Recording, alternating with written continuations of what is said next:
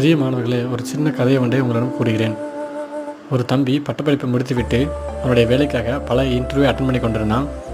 விடாமுயற்சியுடன் படித்து அவன் திறமையை வைத்து ஒவ்வொரு இன்டர்வியூ அட்டன் பண்ணி கொண்டிருந்தான். ஆனால் எல்லா பக்கமும் தோல்வி. ஒரு இன்டர்வியூ கூட அவன் செலக்ட் ஆகலை.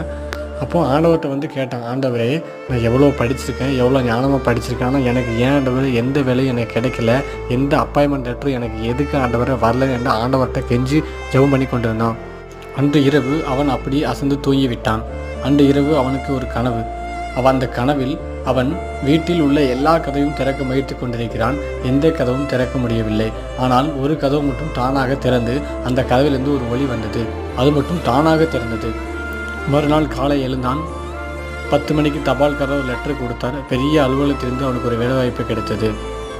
பிரியமானவர்களே, தேவன் மூடுகிற கதவுகள் எல்லாம் உன்னுடைய பாதையை நேர்த்தியாக அமைக்கத்தான். Please subscribe my channel. Thank you. Amen.